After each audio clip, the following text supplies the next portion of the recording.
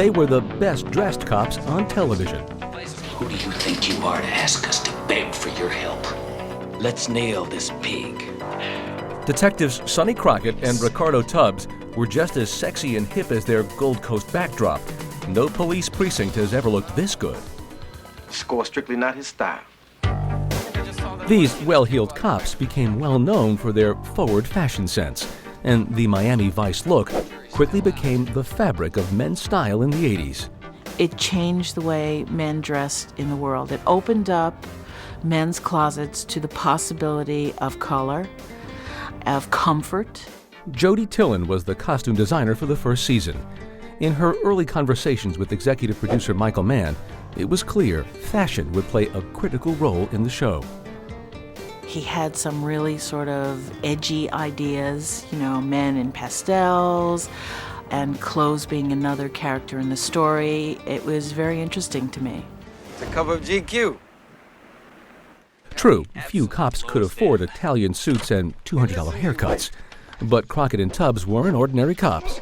Their clothes had to reflect their day jobs. They had to be involved with drug dealers who spent their money on clothes, jewelry, cars, and women.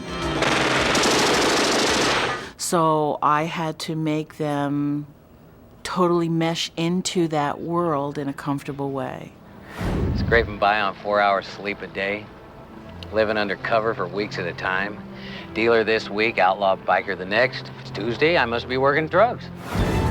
Don Johnson's character, Sonny Crockett, was a beach bum cop, more comfortable in a pair of shorts and flip-flops than silk suits. His style was studied casualness, fitting for a guy fighting drug lords by day, living on a boat by night. Well, I used to keep his T-shirts in the costume department on a pile on the floor so that they would have the exact wrinkles and look kind of sloppy. He never wore a belt, he never wore socks. He did the least amount to look that way because he was a beach guy. I got a job. Woo! And Tubbs came from New York. He was much more formal. He was more self-conscious in his dressing. He chose his tie. He chose his shirt. Crockett threw on the cleanest thing in the morning. I don't know how this is going to work, Tubbs.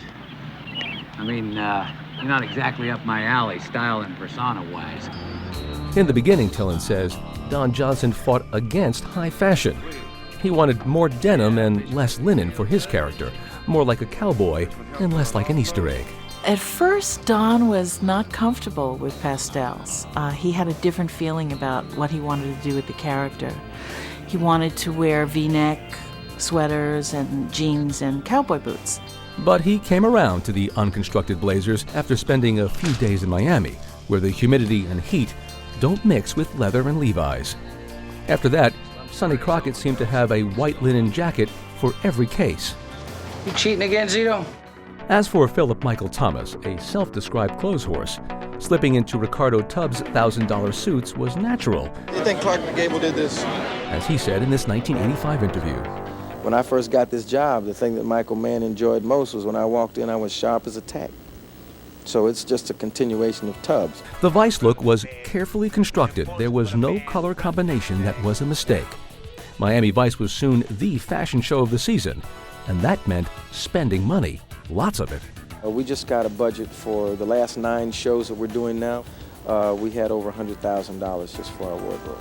Michael said that I was sort of covered, that I could do what it took to get the style and look that he wanted. And he really ran defense because this kind of money on clothes had really never been spent on television. Building the Vice wardrobe required trips to the fashion capitals of the world, buying the latest styles right off the runway. Designers like the late Gianni Versace became fans and friends of the show. The first person I dressed up in Miami was Don Johnson. Then, as the show settled into primetime, the Vice look took off outside the tube. Suddenly, men's closets were filled with colorful blazers and shirts. Even the show's stars adopted the look in their personal lives, as you can see in this 1985 Today Show appearance. Did you come dressed as the Sonny Crockett we just saw on TV, or is this No, Don this Johnson. is kind of, well, this is mine. This is me. The Where style. are your socks? I don't own a pair anymore. I decided that if you're going to spend $400 on a pair of shoes, that a pair of $12 socks kind of ruins it. American men were throwing away their razors, trying to grow Sonny Crockett's 3-day stubble look. Someone said, why does Crockett always have stubble? And I said, well, he seldom, if ever, wakes up in his own bed. So therefore, he doesn't have his shaver and things like that. 3-day stubble, no belts, no socks. They broke the rules of fashion on purpose. Miami Vice wasn't just a TV show. It was the trendsetter of the 80s, influencing how both television shows and their viewers looked. 20 years later, when people think of 1980s style and fashion, they still think of Miami Vice.